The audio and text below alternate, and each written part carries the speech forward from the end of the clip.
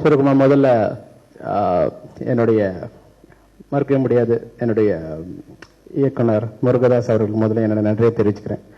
ஏன்னா முதல்ல அவர் வந்து தமிழுக்கு வந்ததே ஃபர்ஸ்ட் நன்றி சொல்லணும். அவர் அப்படியே நம்ம படித்த பட்டதாரிகள்லாம் அப்படி அமெரிக்கா போயிடுறாங்களோ அதே போல் நல்ல டைரக்டர்ஸ்லாம் இந்திக்கு போயிடுறாங்க. பட் ஸ்டில் அவர் அங்கே போயிட்டு அந்த வெற்றி எவ்வளோ பெரிய வெற்றியை பார்த்துட்டு தமிழுக்கு வந்ததுக்கு முதல்ல அவருக்கு நன்றி தெரிவிச்சுக்கிறேன். அது மட்டும் இல்லாமல் அந்த ஒரு பொறுப்பு ப்ளஸ் ஒரு அந்த ஒரு என்ன சொல்றது ஒரு ப்ரொஃபஷனலிசம் நான் ஒரு சில டைரக்டர்ஸ்க்கு தான் பார்த்துருக்கேன். லைக் முதல்ல வருவாங்க, ரொம்ப ஃபயர் இருக்கும், ஒரு படம் 2 படம் 3வது படத்தில் அப்படியே கொஞ்சம் போகும். ஏன்னா நிறைய விஷயம் டிஸ்ட்ராக்ஷன் இருக்கும். பட் நீங்கள் பார்த்தீங்கன்னா அந்த பெரிய ஸ்பாட்டில் இருக்கிற எனி ஆக்டராக இருக்கட்டும் டைரக்டர்ஸ் இருக்கட்டும் அவங்ககிட்ட அந்த ஃபோக்கஸ் எப்பயுமே போகவே போகாது. என்ன எவ்வளோ விஷயங்கள் அந்த உலகத்தில் வந்து எவ்வளோ இருக்குது நம்மளுக்கு அட்ராக்ஷன்ஸ், அதெல்லாம் தள்ளி நம்மளே ஒரு முனிவர் மாதிரி இருக்கணும். அந்த அந்த எதை நோக்கி போகிறோமோ அதை தெளிவாக பார்த்துட்டு போகும்போது நம்ம நினைக்காத இடத்துக்கு நம்மளுடைய உழைப்பை கொண்டு போகும். ஸோ அதுவே என்னை பொறுத்த வரைக்கும் முதல் மெடிடேஷன்.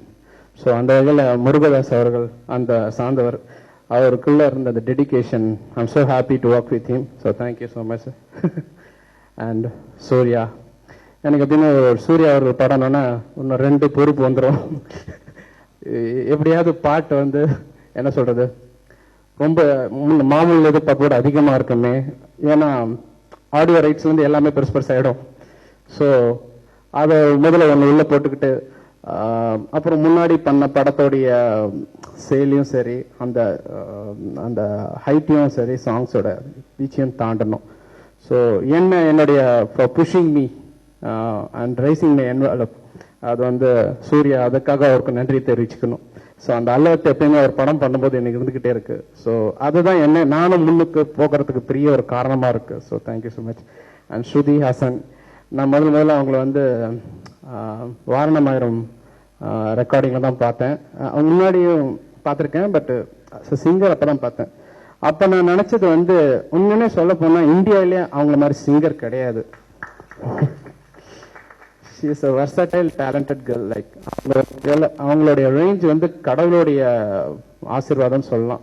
ஒருவேளை அவர் ஃபாதர் ஒரு நல்ல மியூசிஷியனாக இருக்கனால அது அவங்க ஜீனில் வந்திருக்கும் நினைக்கிறேன். ஏன்னா அவங்க உள்ள வந்து மைக்கில் போயிட்டு நான் வாட்ச் ஹெட்ஃபோனில் நான் வந்து சில திங்ஸ்லாம் அவங்களுக்கு டிக்டேட் பண்ணும்போது அவங்களுடைய கிராஸ்பிங் பவர் வந்து ரொம்ப ஃபாஸ்ட்டாக இருக்கும். அது வந்து நீங்கள் பார்த்தீங்கன்னா இன்டர்நேஷ்னல் சிங்கர்ஸ்க்கு வெஸ்ட்டில் இருக்கவங்ககிட்ட தான் அந்த இருக்குது. ஸோ அவங்களுக்கு அவ்வளோ பெரிய ஒரு கிராஸ்பிங் பவர். நான் நினைப்பேன் இவங்களாம் இந்த பொண்ணு எங்கே இருந்தது, இப்படி போதி தர்மன் மாதிரி அவங்க நிறைய பேருக்கு அவங்க பெருமை தெரியாது. பட் அவங்களுக்குள்ள அப்படி ஒரு மியூசிஷியன் இருக்காங்க. Fabulous range. So Shruti, you should give up singing as well as your composing skill also. So நான் அவங்க படம் பண்ண ஒரு படம் உன்னை போல் ஒருவன் கரெக்டா அந்த ஸ்கோர் ரொம்ப ரசித்தேன், நிறைய பேட்டியிலே சொல்லியிருக்கேன். So please carry on that. And எனக்கு ரொம்ப பிடிச்ச ப்ரொடியூசர், எனக்கு மட்டும் இல்லை எல்லாருக்கும் பிடிச்ச ப்ரொடியூசர்.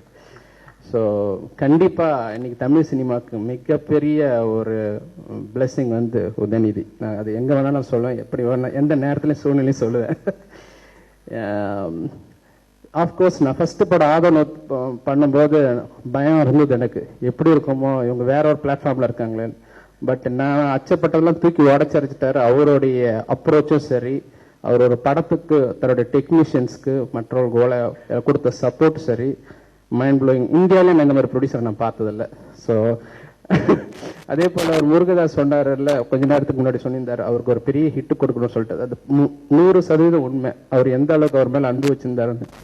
ஏன்னா இவர் கதாநாயகனாக நடிக்கிற ஒரு படம் ஒரு கல் ஒரு கண்ணாடி படத்துக்கு நான் யோசிச்சுக்கிட்டு இருந்தேன். எனக்கு நேரம் இல்லையன்னு போது முருகதாஸ் அவர்கள் தான் எனக்கு நிறைய வாட்டி சொன்னீங்க, சார் தயவு செஞ்சுட்டு அந்த படத்துக்கு நீங்கள் மியூசிக் பண்ணணும். அவர் எவ்வளோ வாட்டி அவர் படத்துக்கு வந்து அவருக்கு சப்போர்ட் பண்ணி சொல்லியிருப்பார். நான் ஏங்க அப்படி சொல்றீங்க? இல்லை சார் அவர் வரணும் சார், கண்டிப்பாக சார் நீங்கள் பண்ணீங்கன்னா நான் ரொம்ப சந்தோஷப்படணும் அவர் சொல்லுவார். So I am so happy. And இன்னைக்கு சின்ஸ் ஆடியோ ஃபங்க்ஷன்றதுனால இந்த ஆடியோடைய சக்ஸஸ் ஃபங்க்ஷன்னால ஒரு சில சுவாரஸ்யமான விஷயங்களை உங்களோட ஷேர் பண்ணிக்க நான் விரும்புகிறேன். இந்த படம் 7ஆம் அறிவு வந்து ப்ராப்ளி மேபி தமிழ் படமாக இருக்கும். ஆனால் இந்த படத்துக்குள்ளே இருக்கிறது வந்து சர்வதேச விஷயம். அதாவது இசைன்னு எடுத்துக்கும் போது இந்த படத்துக்கு 6ஆம் நூற்றாண்டில் வர ஒரு கதை வருது. ஸோ அதற்காக நான் வந்து ஒரு சீன தேசத்துல நடக்கிற ஒரு 10-15-20 நிமிஷம் சம்பவம் இருக்கு. அதுல இடம்பெற ஒரு பாடல் வரும்போது இன்னைக்கு பாத்தீங்கன்னா சிந்தசைசர் மற்ற அக்கஸ்டிக் இன்ஸ்ட்ருமெண்ட்ஸ்லாம் இருக்கு. நம்ம சீன இன்ஸ்ட்ருமெண்ட்ஸை யூஸ் பண்ணலாம் அப்படின்னும் போது பாத்தீங்கன்னா என்ன பிரச்சனை வருதுன்னா சீன இன்ஸ்ட்ருமெண்ட்ஸை நம்ம குத்துப்பாட்டில் கூட வச்சிருக்கிறோம். ஸோ அதை வச்சா யாருமே இது என்ன சீன இன்ஸ்ட்ருமெண்ட் நம்ம ஒரு இன்ஸ்ட்ருமெண்ட் தான் சொல்றாங்க. இப்படி ஒரு சேலஞ்சு சவால் இருந்தது. ஸோ 6ஆம் நூற்றாண்டுக்கு பின்னாடி போகலான்னு பார்த்தா நான் ஹாங்காங்கு போனேன், சிங்கப்பூர் போனேன், அப்புறம் குன்சாவ்ன்ற இடம் சைனாக்கு போனேன். வேற ஒரு படத்துக்குலாம் போகும்போது கூட எனக்கு தேடுதல் இருந்துகிட்டே இருந்தது. இன்ஸ்ட்ருமெண்ட் ஷாப்லலாம் போய் பார்த்தா அவங்களும் மாடர்னாக கிட்டாரு கீபோர்டு இப்படி வச்சிருந்தாங்க. நான் எனக்கு 6ஆம் நூற்றாண்டுல இருக்கிற இன்ஸ்ட்ருமெண்ட்ஸ் சொன்னேன்னா இல்லை இது ரொம்ப நேத்திக்கு வந்தது பாருங்க, எனக்கு இது வேணாம் எனக்கு அதுதான் வேணும்டா, அதெல்லாம் கிடைக்காது. எங்க பிடிக்கணும்னா ஏலத்துல தான் எடுக்க முடியும்னு சொல்லிட்டு ஒரு சூழ்நிலை வந்து ஒரு இடத்துக்கு ஒரு 7 கிலோமீட்டர் நடந்தே போனேன். கூட பாவம் எங்க அம்மா வந்து நடந்து வந்தாங்க. ஸோ அங்க போய் பாத்தீங்கன்னா அந்த பழைய ஆன்டிக் சொல்லுவாங்க. ஸோ அந்த ப்ராப்பர்ட்டிஸ், அந்த வீட்டு பழைய கதவு எல்லாரோட இன்ஸ்ட்ருமெண்ட்ஸும் இருந்தது. எல்லாம் ரொம்ப பழசு. ஸோ நான் என்னன்னா இது வந்து அவங்களோட பெரிய பெரிய பணக்காரர்களாக இருந்தாங்க. அவங்களோட நானும் உட்காந்து இந்தியாவிலேருந்து போன ஒருத்தர் உட்காந்து ஏலத்துக்கு எடுத்து அவங்களோட ஸ்ட்ரகிள் பண்ணி அவங்கள பில்லியனர்ஸ். ஸோ அதை எடுத்து கடைசியில் அந்த பிட்டிங்ல எடுத்த உடனே ரொம்ப சந்தோஷப்பட்டேன். ஏன்னா இது வந்து நம்ம தமிழ் படத்துல கொண்டு வந்து யூஸ் பண்ண போறோம். ஏன்னா நம்ம வேற்றுமொழி படத்தை வேற பண்ணி பெருமை தேர்வு கூட சேர்க்கறத விட எனக்கு தமிழ் படத்துல ஒர்க் பண்ணி அதை வெளி உலகத்துக்கு கொண்டு போகணும் தான் என்னுடைய ஆசை. ஸோ அந்த ஒரு விஷயத்துல வந்து அந்த இன்ஸ்ட்ருமெண்ட்டை நான் எடுத்து கொண்டு வந்து அது அவ்வளோ ஓட்டல் உடைச்சிருந்தது. அதை ரிப்பேர் பண்ண வேண்டியிருந்தது. அதை ரிப்பேர் பண்ண அடுத்த கஷ்டம், அதை வாசிக்கிறதுக்கு யாரும் இல்லை. ஸோ என்னுடைய மியூசிஷியன்ஸ் சீனுன்னு சொல்லிட்டு இருக்காரு, அவர் வந்து மேண்டலின் பேரு. அவர் இந்த இன்ஸ்ட்ருமெண்ட்டை கொண்டு போய் 2 மாசம் பழகினாரு. அவருக்கு அந்த ஃபிங்கரிங்லாம் வந்து நெட்ல போய் பார்த்தா கூட ரொம்ப கொஞ்சம் தோராயமா தான் இருந்தது. பட் அவருடைய ஒரு வீண பிளேயர்ன்றதால அதுக்கு அடாப்ட் ஆகி குன்சாங், அப்புறம் ருவான், அப்புறம் கோட்டோ, இந்த 3 இன்ஸ்ட்ருமெண்ட்டை ஒரு பழகி 2 மாசம் கழிச்சு ரெடி ஆனோன்னு அந்த சைனீஸ் சாங் நாங்கள் பண்ணோம். ஸோ இவ்வளவு பெரிய உழைப்பு அதுக்குள்ள இருந்தது. தமிழன் பெருமைப்பட வச்ச பாடல் இன்னும் என்ன தோழான்ற ஒரு பாடல். ஸோ அந்த பாட்டு எழுதின விஜய் நான் ரொம்ப பாராட்டுறேன். ஏன்னா அந்த பாட்டை அவர் கொடுக்கும்போது நானும் முருகதாஸ் அவருக்குலாம் கண்ணில் தண்ணி வந்துருச்சு. அந்த அப்படியே ஈரமா அணைஞ்சிருச்சு. அந்த பாடல் வந்து இன்னும் நீங்க படத்தோட பார்க்கும்போது பார்த்தீங்கன்னா கண்டிப்பா உங்க கண்கள் எல்லாரும் கலங்கும். நம்ம வந்து எவ்வளோ வாட்டி என்னடா இங்க பிறந்துட்டோம்னு சொல்லிட்டு கண்டிப்பா நினைச்சது ஒன்று இருக்கு. ஆனா இந்த படம் வந்தது நான் தமிழ் நான் பிறந்திருக்கேன்னு சொல்லிட்டு ஒவ்வொரு தமிழும் பெருமைப்படுவீங்க. நன்றி, வணக்கம், தேங்க்யூ.